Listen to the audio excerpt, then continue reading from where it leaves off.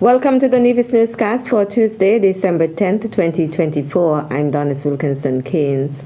The Commonwealth Local Government Forum, in collaboration with the Parent Teacher Association PTA of the Gingerland Secondary School, has launched a project with the objective of creating a framework for augmenting vocational and technical trade skills education in preparing non-academic youth ages 13 to 18 years for decent work and school-to-work transition in areas of carpentry and cosmetology in the first instance.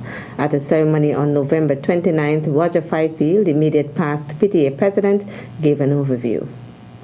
During the last school year, the PTA of the Gingerland Secondary School signed a memorandum of agreement with the Commonwealth Local Government Forum, Caribbean, to be part of the European Union funded project captioned Connecting Civil Society and Local Authorities for Sustainable Development through Community Engagement and Enhancing Vocational Education.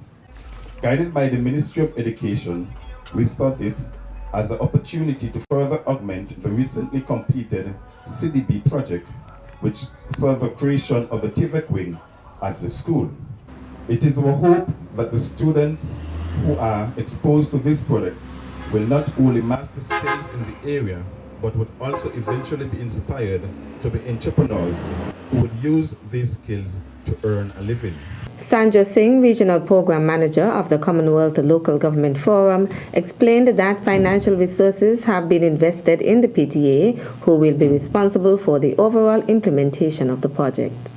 Over the 2-year duration of the project, the European Union has budgeted the sum of 60,000 euros to be paid towards the materials that these young students would be using in their training endeavors.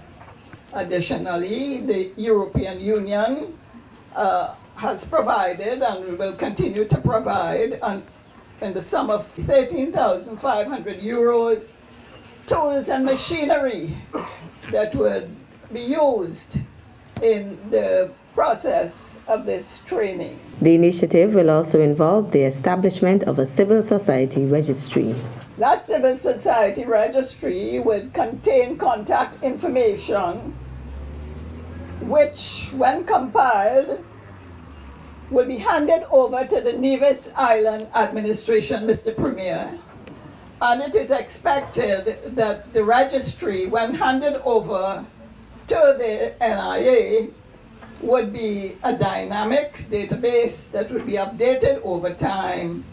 A database of contact details that would allow you to be in contact with the movers and shakers of your society, the civil society organizations, the volunteers throughout the community who would be available and facilitated through this registry for consultation on matters of your public business and on matters of your service delivery.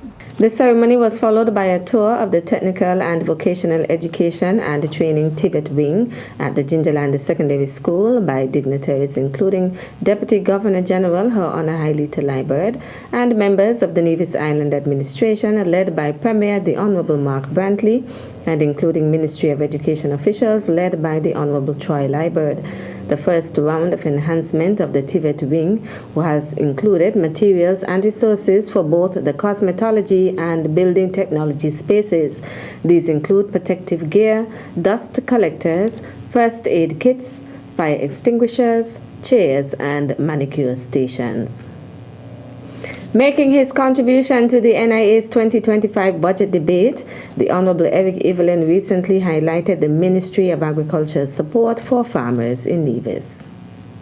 Our registered farmers continue to enjoy concessions on various inputs.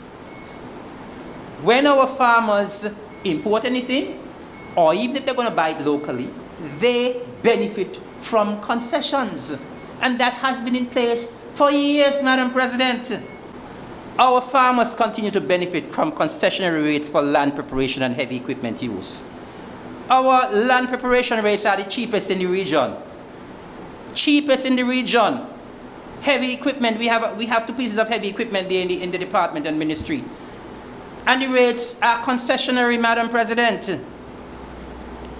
Madam President, in 2024, this administration and this ministry, we supported farmers and others with over 200 hours of excavation and backhoe hours, free of charge. We increased the farmers' credit at the Lawrence and Parry depot as well. And there has been some reduction in the cost of inputs during the period to aid our farmers.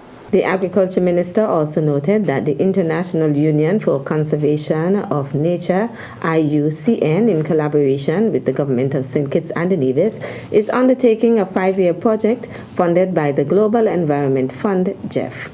One major component of the initiative is to restore 265 hectares of land in both St. Kitts and Nevis.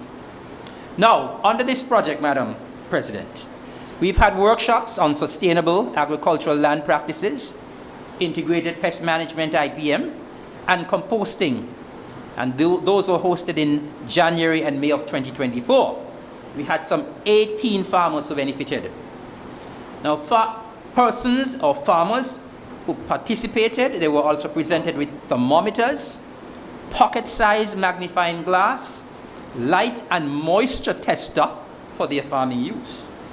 So it shows, Madam President, that our farmers now are getting the requisite support, not only in terms of technically, but tangible support as well. The project aims to transform degraded forests and the landscapes into areas for sustainable agriculture. The benefits to the farmers so far from this project: 21 rolls of ground cover, 507-foot fencing poles, 38-foot fencing poles, 25 rolls of 6-feet fencing wire, 1 roll of submain, 30 half-inch shutoff valves, 3 cases of seedling trays, and each containing 600 to the value of $35,994. Madam President, this is benefit to our farmers on the island of Nevis, Madam President. And this project will continue in 2025. Minister of Agriculture, the Honorable Eric Evelyn. Still to come, Rehabilitation Day Center for Persons with Disabilities launched in Nevis. The details after this break. The people of Nevis have long remained connected to the gifts nature has bestowed. As an ambassador of this majestic island, it is my duty to encourage my people to nurture, preserve, and protect what makes us unique as a people and strong as a country. This one is dedicated to my lovely little island. Welcome back. Nevis Community-Based Rehabilitation CBR Advocates has launched a Rehabilitation Day Center program with the aim of providing sustainable services for persons with disabilities. The initiative was officially launched on December 3rd, International Day of Persons with Disabilities. In my observation, you will do good work in the hospital and then they are discharged from the clinic. They go home and they're not coping well. The family are not coping well because they're not properly in tune with what to do. And that's where the community system needs to be strengthened so that everyone knows the game plan and that the excellent work done in the hospital can be maintained at a community level. Dr. Glenville Liebert, founder and chairman of Nevis CBR Advocates, gave an overview of the program. The government listened to our plea and they gave us use of the Cotton Ground Community Center to start their program 5 days a week, Monday to Friday, 9 to 3, because we don't want it to be a one-off event. We want it to be institutionalized, so that persons, once they get an impairment, then there's a system in place, there's somewhere you can go to continue rehabilitation. And that is the strength of their center, that it becomes institutionalized and it could be multiplied. We can have more than one of such centers where persons could know that there are persons out there who care for them and they could safely face any challenge that they may experience in life. And so we are thankful today that having practiced running at the center for the last 4 months, from the end of June, we've been going daily to the center.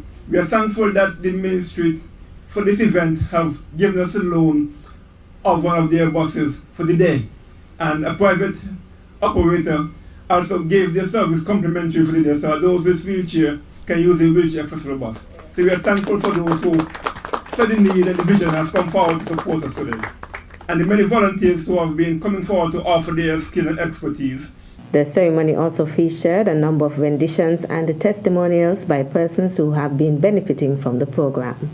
A few months ago, I have joined the CBR with my husband, where we enjoyed it so much, and I saw him become even more happier than before. The program needs to go on. We know that there are a lot of people out there in the community that needs this kind of service. Needs to be in a safe space, and that is what CBI is providing, a safe space. I'm very grateful for the persons who attend CBR. My life has been changed as a result of being there. It is an absolute inspiration to watch people come into the community center and, so happy. It's like, the name that their lives have been changed. Every day is Christmas Day at CBR, at the day center, right? Even if we don't have anything to eat, once we have each other, we are happy.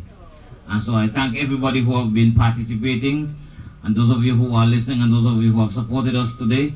We thank you. We hope that you will carry the message around and let people know that a safe space has been created by CBR at the Cottongown Community Center.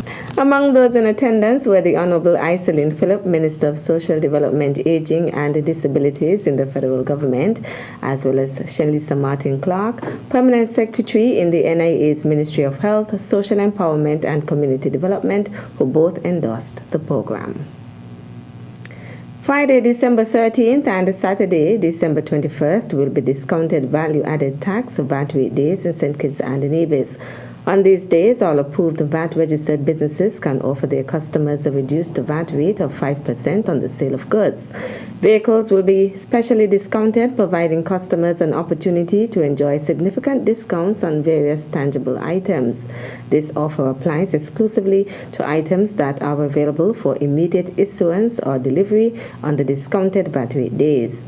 VAT will also be exempt on the first $50,000 of the cost of vehicles, except in cases where duty-free concession is applied. Any vehicle cost in excess of $50,000 will attract the standard rate of 17% VAT.